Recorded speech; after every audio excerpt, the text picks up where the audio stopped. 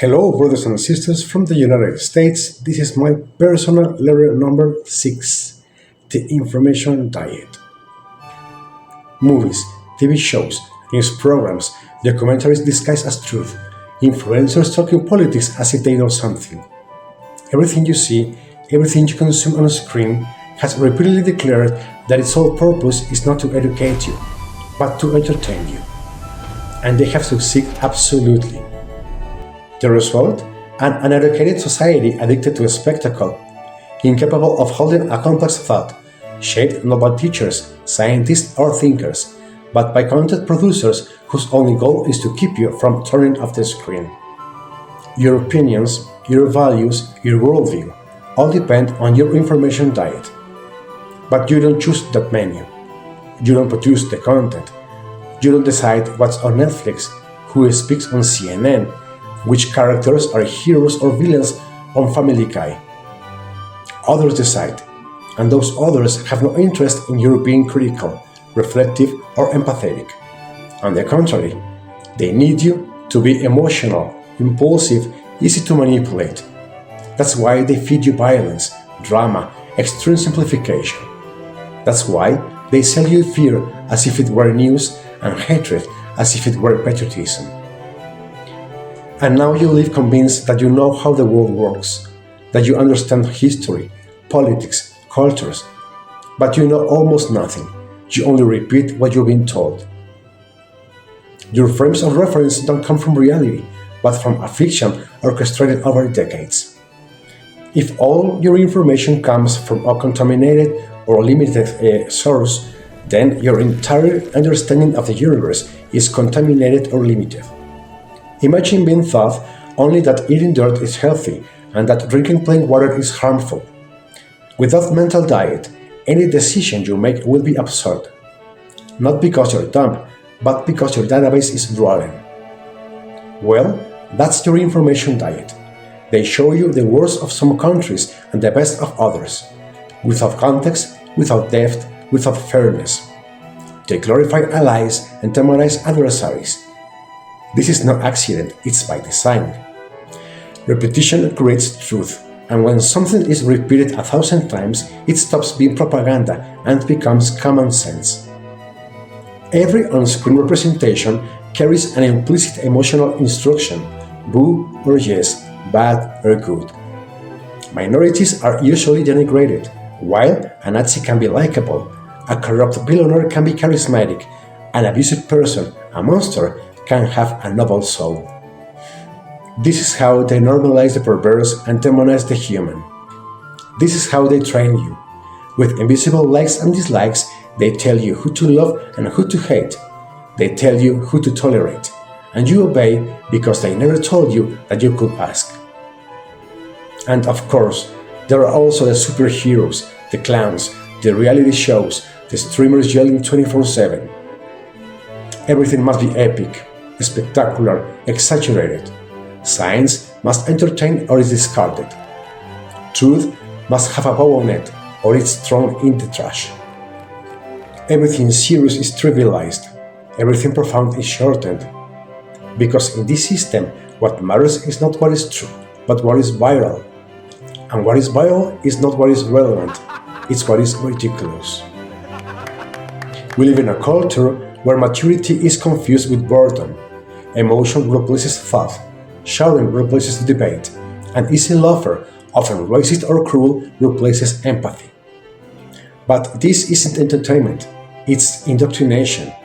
Because if for 100 years they tell you that Mexico is a country of lazy people, drug lords, and corruption, even if you've never set foot here, even if you've never met a single real Mexican, you will believe it. And when someone tells you, hey, here we work 10 hours a day, we have art, science, poetry, dignity, and since 2018 we have an honest and humanistic government, you will doubt.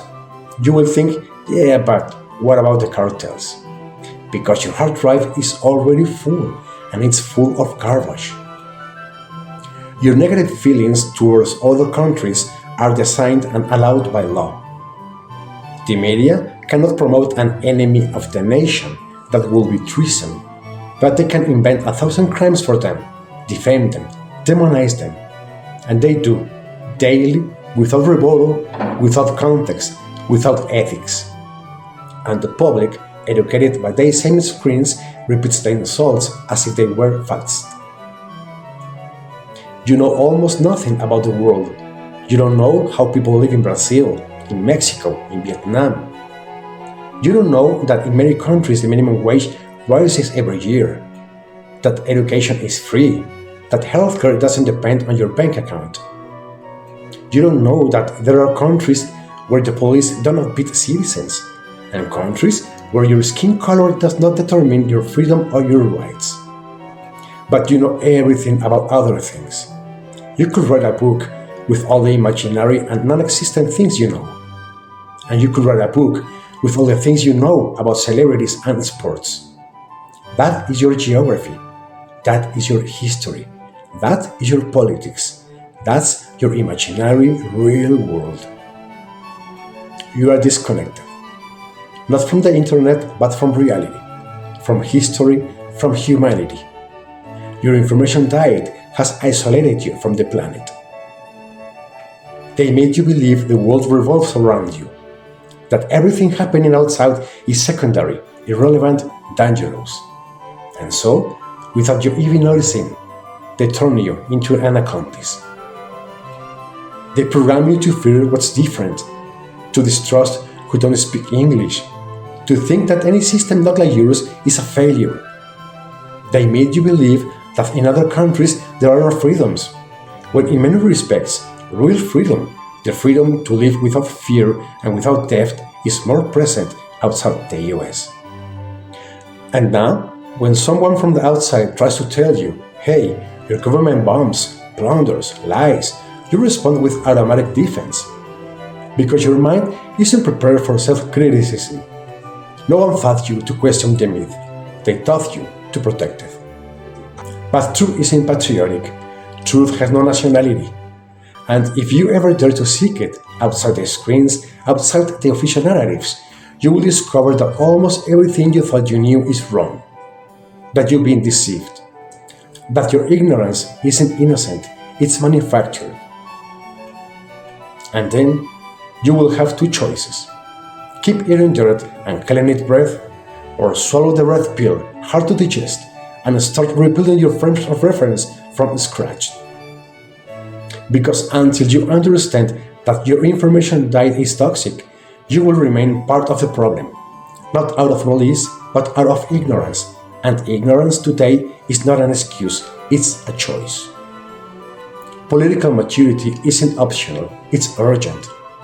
Because while millions continue to believe the world is black and white, that the good guys wear capes and the bad guys have a foreign accent, we will keep destroying ourselves, killing innocents, dividing ourselves as a species. And it won't be for lack of technology, or resources, or power. It will be for lack of truth. For a rotten information diet. For an entertainment that took over our minds. For letting clowns decide how we should see the world. Enough. Wake up. Reconfigure your sources. Question. Investigate. And above all, stop repeating what you were told. Because if you don't change your diet, you won't change your mind. And if you don't change your mind, you won't change the world. See you next time. I am the truth.